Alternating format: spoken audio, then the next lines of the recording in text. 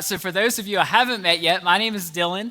I serve here at New Beginnings as our children's pastor, and I'm truly honored to be in here with you this morning and to have this opportunity to share God's word with you. And if this is your first time joining us, I just especially wanted to welcome you and say that we're so glad you're here.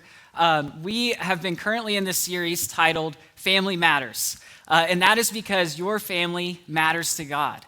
And God actually has a lot to say about the family, no matter what season you're in, whether you're single, married, just had kids, an empty nester, wherever you find yourself this morning, God's word has a lot to say about family. And today, I'm actually going to be talking about something that every single one of us deal with, and that is distractions. And so what I want to do real quick is if you have ever been distracted before, can you go ahead and raise a hand? And I was looking around, and as I was looking, you know what I noticed this morning?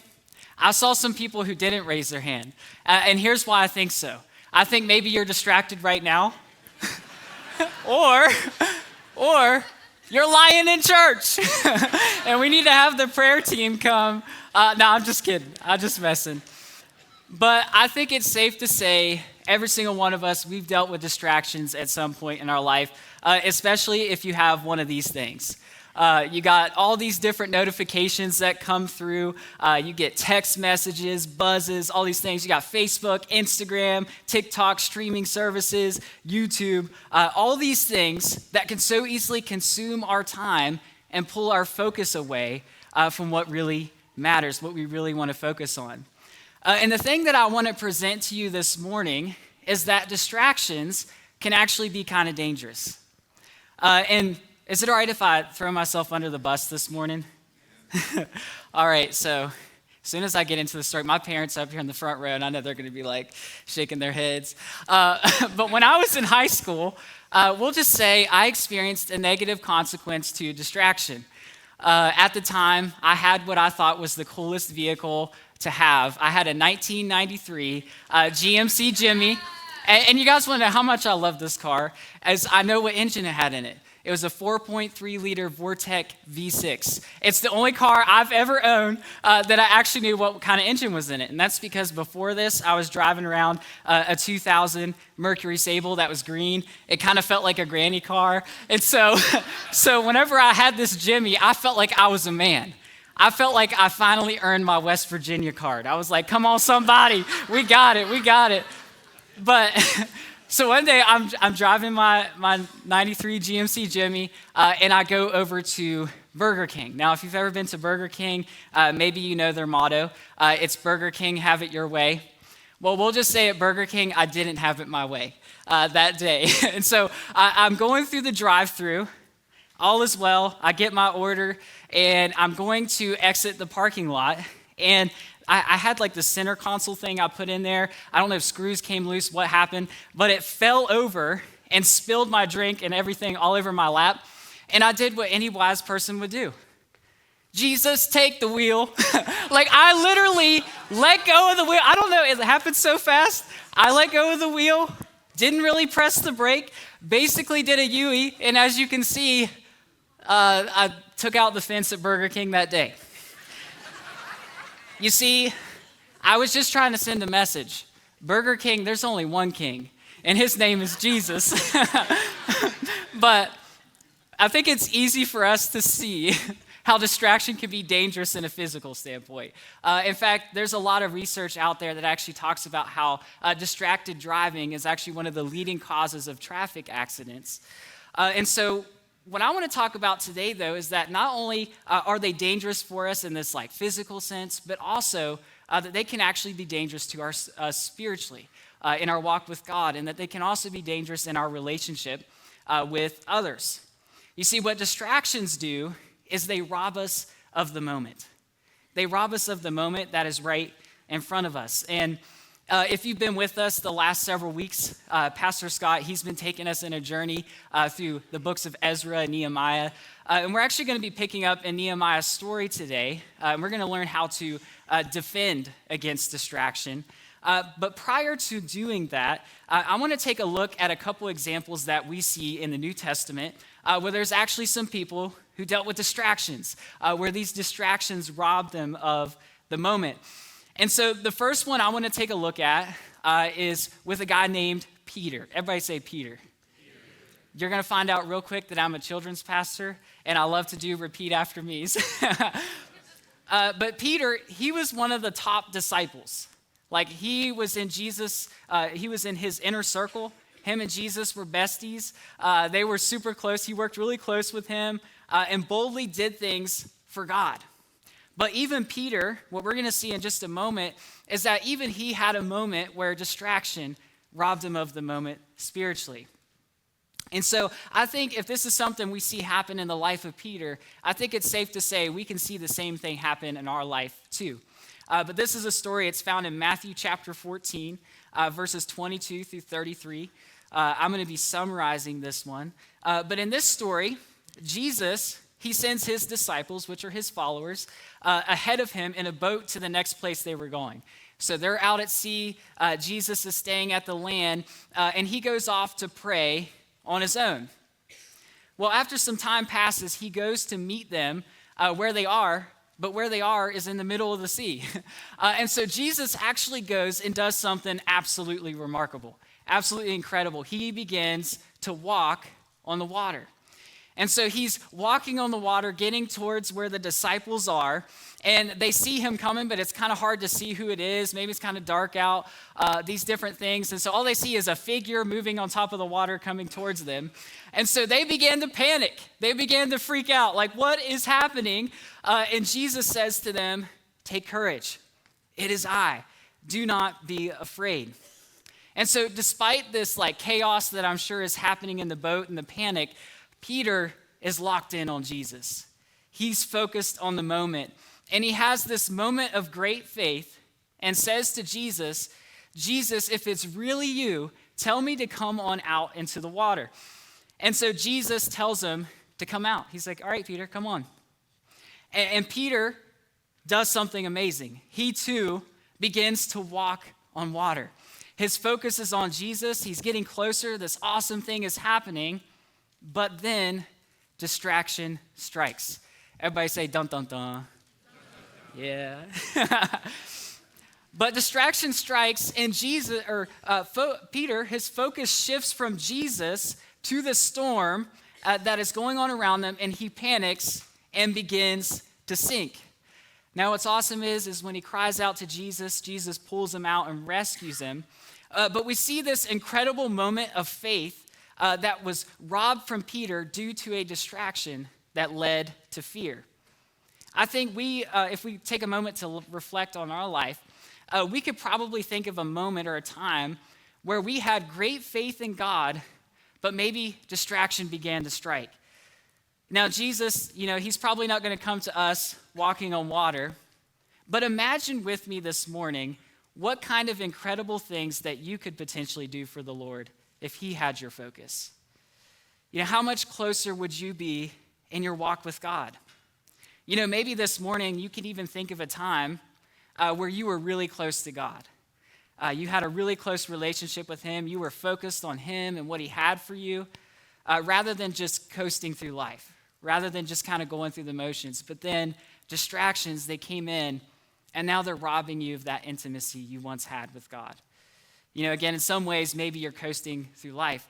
And I want you to know, I'm not up here to point fingers this morning, because the reality is I've walked through seasons like this. And so distractions, they're dangerous because they not only rob us of the moment, but they rob us of it in our spiritual walk. And what they can actually do beyond this is they can actually cause damage in our relationships too. And that's what I want to look at in this next example in the New Testament. And so this is a moment that involves two sisters. These two sisters are Mary and Martha. And they actually had a really awesome opportunity. Jesus was coming over to their house to visit them. And so this one is found in Luke chapter 10, verses 38 through 42. And so I'm going to go ahead and read this one.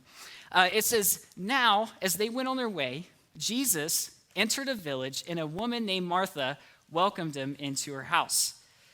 And she had a sister called Mary, who sat at the Lord's feet and listened to his teaching. But Martha was distracted. Everybody say distracted. Martha was distracted with much serving, and she went up to him and said, "Lord, do you not care that my sister has left me to serve alone? Tell her to help me." But the Lord answered her, "Martha, Martha, you are anxious and troubled about many things, but one thing is necessary." Everybody say one thing. One thing is necessary, and Mary has chosen the good portion, which will not be taken from her. I love how in this story, Jesus makes it really clear to us that there's really only one thing that matters. And Mary, she got it. She chose intimacy over activity. And I wonder how often we miss that in our walk with God, in our relationships with others, where we get so consumed with what we're doing that we actually forget to connect with them. You see, in some ways, we can look at this story and we could say, what Martha was doing wasn't actually all that bad. I mean, she had a servant's heart. She wanted things to be perfect for Jesus. But she was so consumed with what she was doing for Jesus that she forgot to pursue Jesus. And so we see here, not only did these distractions actually hinder her from connecting with Jesus, but her distraction actually hindered her in her relationship with her sister too. Because we see in this story where she gets mad at her sister for not helping. And there's this disconnect that begins to happen. You see, her sister was sitting at the feet of Jesus, always spending time with God. Maybe she was always going to church, reading her Bible. She was in core group. She went to All the Way study with Ashley Carr. But Martha, her priorities were mixed up. Her distraction was kind of this constant state of busyness where she was always doing something, whether that was cleaning, working, planning, organizing, but never actually present with her family and friends. Maybe Martha's distraction to us could represent our job, our career. She was so consumed with her job that she thought she didn't have time to just sit and talk. I've got work to do. And in this story in particular, Martha, she was distracted with serving. But I think for us, what you can see this as is notifications too. We're distracted by notifications. Like, how many of you guys have ever been in a room with people you love, but everybody is glued to their screens? And this is a situation I've been guilty of. I've been in this situation as well. And what this does is it actually creates distance. It creates distance in marriages and friendships, and even in our connection with our kids. And so distractions are dangerous because they not only rob us of the moment spiritually, but they can do the same to us relationally. And so I think it's safe to say that, similar to Martha, we've all experienced distractions, robbing us of the moment. Maybe some more examples could be you're at a sports game watching your kids play, and your kid scores a goal, but you missed it because of a Facebook post you were looking at. Maybe you come home from work and your spouse is trying to talk to you, but you're focused on something else entirely, and the inevitable, "Are you even listening to what I'm saying?" Or, "What did I just say?" comes, and you're immediately trying to recall what they said. "Yeah, you were talking about." Or maybe this could be it. You're at church to hear God's word, but all you can think about is what you're going to do today or this week. Or maybe you're thinking about what you're going to have for lunch. And I don't know if you guys knew this, but there's actually going to be a pop quiz here in a little bit. So I hope you've been focused. I'm just kidding. But we all experience different distractions robbing us of the moment. There's actually a moment in my life personally that really opened my eyes to this reality. It was when I was in middle school. I used to really enjoy playing video games a lot at that time. And I had just gotten this new one that I was really excited about. But at the same time, my papaw was actually really sick. He wasn't doing so good. And there was one night I can remember in particular that my family had asked if I could go spend time with him while they did some errands. And so I went over, and truthfully, we were having a great time together.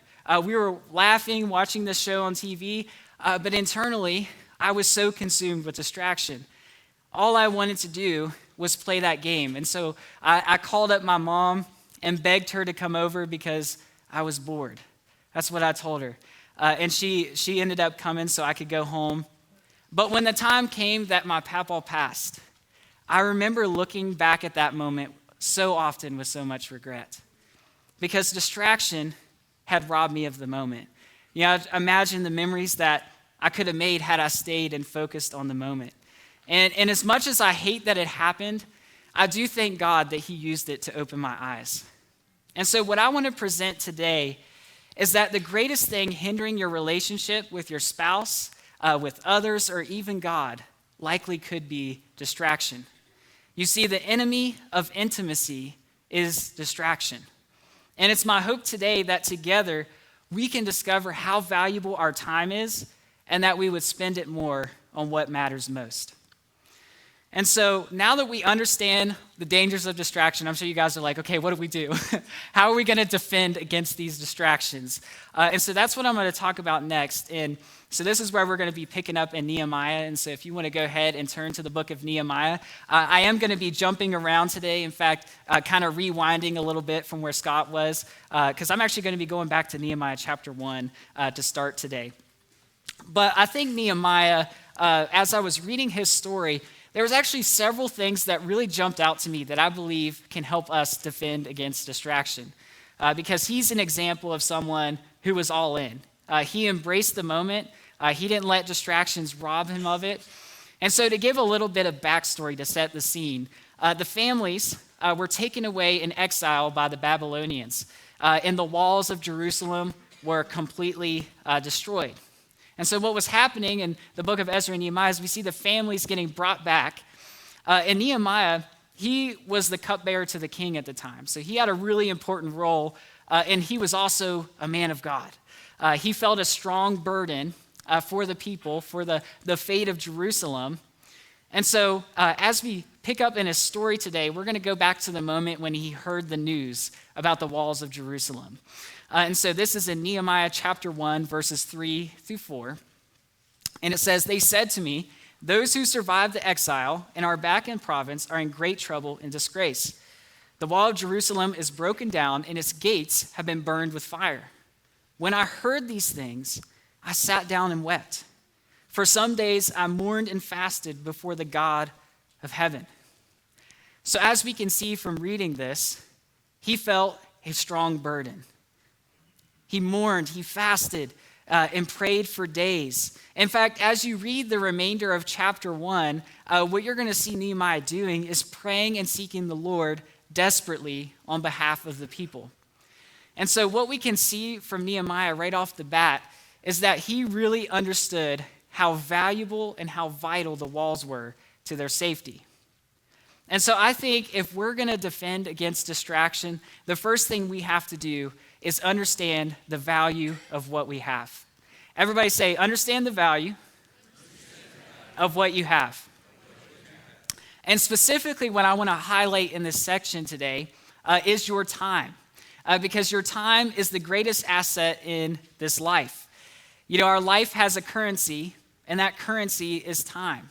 You know, as you think about it, we spend time. We spend time doing things. And the thing is, once we spend it, we don't get it back. You know, it's the thing that money can't buy. And in the book of James chapter 4, there's something I think here that kind of helps us see this reality too. In verse 13, it says, "Come now, you who say, 'Today or tomorrow we will go into such and such town, spend a year there, trade and make a profit,' yet you do not know what tomorrow will bring. What is your life? For you are a mist that appears for a little time and then vanishes. Instead, you ought to say, 'If the Lord wills, we will live and do this or do that.'" You see, I think part of the reason a lot of us will get content with the distractions that enter our life is because we live off of this assumption that tomorrow is guaranteed. And as a result of that, we actually lessen the value of our time. And so I think it's so important that we break that mindset and truly understand the value of what we have. Because again, time is our greatest asset, and we only have so much of it. So what we put it in is important. In fact, if you want to know this morning what you truly value and what's truly important to you, look at how you're spending your time.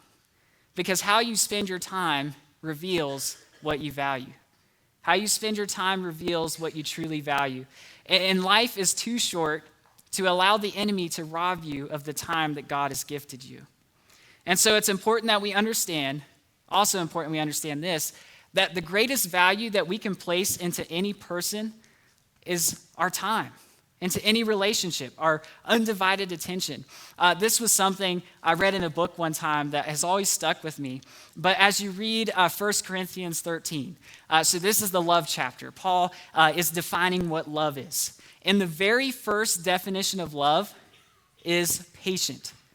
Love is patient. It has to do with time. Love doesn't rush or hurry the moment. And so by giving your time, what you do is you're showing value to that person. It's actually showing your love for them. Now, me personally, I don't have kids yet, but what I've learned in kids ministry and teaching your kids, which is something I absolutely love to do, but what I've learned is that love for kids is spelled T-I-M-E. Love for kids is spelled T-I-M-E. They just want your time. They just want your attention. And so a lot of times what I try to do is take a moment and as they're talking to me, actually get down on their level so that I can show them I'm invested in what they're saying. Because really, they just want someone that's willing to pause and hear from them. Now, it might be some random fact or information, but it's a great way to show love to them because, again, they just want someone that is willing to give them their attention. You know, we live in a world that we have so many things fighting for our attention, and so when we place our attention in something or someone, again, we're giving it great value. And so when I do that, I'm also trying to match their energy. And so if they're excited, I'm excited. If they're sad, you know, I try to be a little bit more somber and compassionate with them.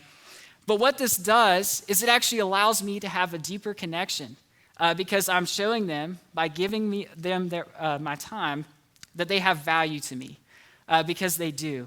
And so it's important to note that with any relationship, not just with our kids, they're built by time spent. Relationships are built by time spent. They don't just happen. And so if we're going to grow deeper in intimacy in our relationship with God, with our spouse, with others, we have to understand that it takes time. Again, love is patient.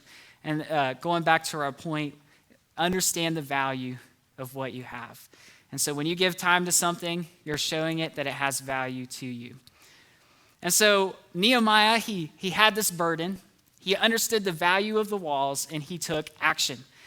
With God's help, he actually got permission from the king and supplies to go back to Jerusalem and help rebuild the walls. And the first thing we see Nehemiah doing in chapter 2 is he inspects the walls. He checks out the situation they're in. And then in verse 17 of chapter 2, we're going to see what he does. He's talking to the people there, and he says, I said to them, you see the trouble we are in. Jerusalem lies in ruins, and its gates have been burned with fire. Come, let us rebuild the wall of Jerusalem, and we will no longer be in disgrace. What we see in this verse is that Nehemiah, he's casting the vision. He's casting the vision, and he's saying what matters most. He defined what matters most. And so I think if we're going to defend against distraction, that's going to be the next step, as we got to define what matters most to us and to God. So everybody say, define what matters most. And so the first thing he did there, again, I want to take a look at, is he inspected the walls. And so what I think that can mean for us is actually evaluate how you're spending your time. Looking at these three questions here. You know, maybe asking, how are you spending your time? Starting there. And then think about, what kind of life do you want to build? What kind of relationships do you want to build? In fact, today or even sometime this week, I would encourage you to grab a piece of paper and actually write these things down. Kind of do a time assessment where you write down how you're spending your time. And I would also say, be 100% honest with yourself. Because if you aren't honest with yourself, you're only hurting yourself. And so begin to list out those things that you do. You know, maybe every evening I spend X amount of hours watching this show. I go to the gym for an hour in the morning. I take this much time to prep and cook dinner, prep and get ready for the week, whatever it looks like. But write those things out, inspect your walls. Look at how you're spending your time and evaluate, am I actually spending it on what matters most to me and to God? And then I would say that's the next step, is then define what matters most. Just like Nehemiah cast the vision, define how you want to spend your time. What are your priorities really? And then write that down. In the Bible, in Habakkuk chapter 2, verse 2, it says, write the vision and make it plain. Everybody turn to the person to your right and say, write the vision. Turn to the person to your left and say, make it plain. And so taking this step to write out our priorities and defining what matters most is so important because what it does is it actually gives us a goal and something to look back at. It helps remind ourselves of what we are trying to build ultimately and what we're ultimately trying to do. Because the reality also this morning is that if we don't have a clear direction, we will always aimlessly spend our time. We will always aimlessly spend it if we don't have priorities. And so we can evaluate how we're spending it, but then also look at how we want to and write that down. There's actually another verse, Proverbs 29:18. It says, where there is no vision, the people are unrestrained. And so without a clear vision, without defining what matters most, we drift. We aimlessly spend and waste our time away. And our life is driving, and unlike me in the car earlier, we can't just let go of the wheel and expect it to go where we want with our time. We've got to define what matters most. So let's go ahead and say that one more time. Everybody say, define what matters most. And so the next thing I would say and ask this question is, after you've defined what matters most, are you actively investing in it? Are you investing in those relationships? That's exactly what Nehemiah did when he discovered that the walls were damaged. He not only defined what mattered most, but he took action and invested in what mattered most. He took action to the walls, and we see in Nehemiah chapter 5, verse 16, where he's letting us know he applied himself to the work of the walls. He was hands-on, helping rebuild the walls. And not only this, but something else you will see as you look at Nehemiah's journey is that he also encountered much opposition along the way. And when distraction tried to arise, what he did is he set up defenses. Everybody say defenses. You see, he did not allow anything to stop the work. So in Nehemiah chapter 4, verses 8 and 9, we're going to see a situation arise. One of them, there's many that happen. But they all plotted together to come and fight against Jerusalem and stir up trouble against it. But we prayed to our God and posted a guard day and night to meet this threat. You see, Nehemiah, he was aware about the potential threats. He was aware of the potential distractions, you could say, and he set up defenses day and night. And so I think in order to ensure that we're investing our time in what matters most, we have to do that same thing. We have to set up defenses. And so what is that for you this morning? Are there specific boundaries that you need to set up around your time to make sure that you are investing in what matters most? You know, perhaps for you, it could be setting a time limit on your apps on your phone to where you're only allowed on social media for a day. Maybe when it's dinner time, you make a commitment as a family that when we're at the dinner table, electronic devices are not welcome. Maybe you and your spouse make a commitment together that when you're watching a show and your spouse wants to tell you something, you make a commitment to say, we're always going to pause the show. We're going to fully invest ourselves in the moment and then return to the show when it's over. Or maybe it could look like this, committing that each day before you open your phone, you're going to open the Bible first. And for maybe 15, 30 minutes, whatever that looks like for you. And so after we take that time to inspect our walls, write out how we're spending it, we define what matters most, let's look at ways that we can set up defenses so that we can also ensure we are investing in what matters most. The final step, I would say, in defending against distraction is then to commit to what matters most. Everybody say commit. And so it's one thing to talk the talk, it's one thing to do these things, but then another thing to take action to those words. Because the reality is what we can all anticipate and expect this morning is that distractions are going to come. They're going to come. Opposition's going to arise again. We live in a distracting world. And so the question this morning is, are you willing to commit? Are you willing to say no to the things that might hinder you from what matters most? Again, Nehemiah's journey, he faced quite a bit of opposition, but what you'll see is that he remained committed to the cause all throughout. He didn't let any of it faze him. And there's one moment in particular I want to take a look at. It's in Nehemiah chapter 6, starting in verse 2. So it says Sanballat and Geshem. So there was these three guys, Sanballat, Geshem, and Tobiah, and they were like stirring up trouble from the very beginning. They were spreading rumors. They were just doing all these things against Nehemiah. And so they send a message to Nehemiah, and they say, "Come, let us meet together in one of the villages on the plain of Ono." So here's your wisdom nugget for today. If someone invites you to a place called Ono, it is not a good idea. Oh no, don't go. So I just think that's so funny. The Bible's so funny sometimes. But so what we're going to see is that Nehemiah, he was able to say no because he was committed to what matters most. I love what he says in this next verse, in Nehemiah 6, verse 3. He says, "And I sent messengers to them saying, I'm doing a great work and I cannot come down." Let's pause here for a moment. Everybody say, "I'm doing a great work and I cannot come down." And I want to ask you this question, and I want you to take a moment to think about this. But have you ever noticed a time in your life where you gave up a great work for a good work? Because distractions, sometimes they come and they lead us in a different direction. They lead us off course. And the truth this morning is I actually almost did in my life personally before coming here to NBC. I had actually, prior to coming here, had accepted a position full-time in the school system. I had just transitioned out of a role I'd been in ministry for a while and completed some courses for my certification to become a second or third grade aide in a classroom. And there was actually a lot of support and excitement in the community. Like when word got out that I accepted it, there was a lot of excitement. And in all honesty, like it could have been a good thing.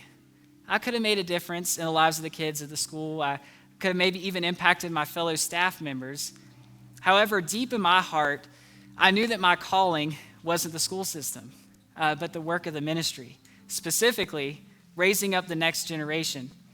There was actually a time a few years ago where I felt a burden similar to Nehemiah, where I knew that I was supposed to be committed to kids ministry for the long term. Basically what had happened is I'd come across some statistics about the average career of a kids pastor, and the average kids pastor is maybe in their position for a year or 2 years if you're lucky. And when I read that, I was so heartbroken because to me, kids are worth so much more than a 1-year commitment. They need leaders who are going to walk with them through the long haul. Because the reality is relationships, discipleship, it takes time. And so God, he opened the door for me to come here. And boy, am I so glad. I can't even begin to list out all the ways that God has blessed me since being here. But like Nehemiah, I want to be committed to what matters most. I'm doing a great work and I cannot come down. And so back to those verses, I want to finish what he says here, but he says, "I'm doing a great work, I can't come down. Why should the work stop while I leave it and come down to you?" And they sent to me 4 times in this way. They persisted, but he responded in the same manner. Again, he had a deep sense of commitment to the cause. He was committed to what matters most and refused to waste time on the distractions. Can I hit you with a hard truth this morning? If it's important, you make time. But if it's not, you make an excuse.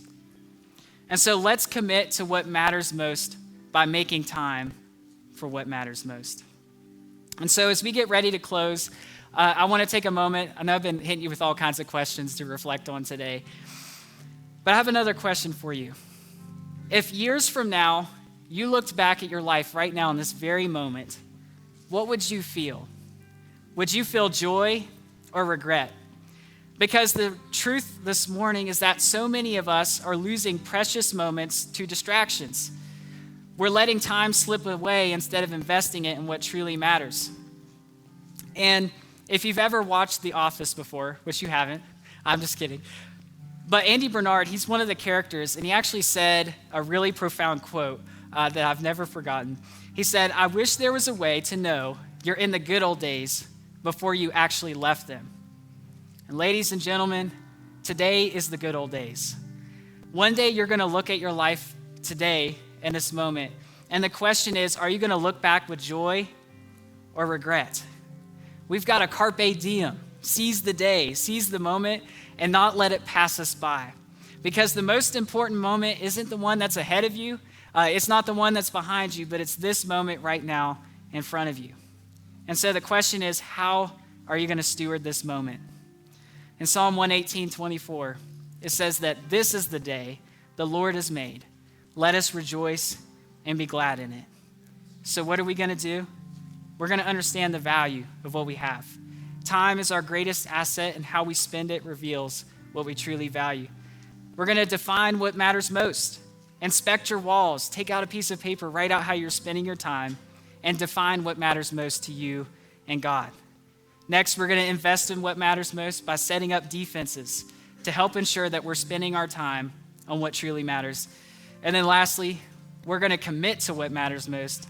We're going to determine, like Nehemiah, to say no to distractions and remind ourselves of the great work that we are doing. We're going to remind ourselves of what we're trying to build in our relationships.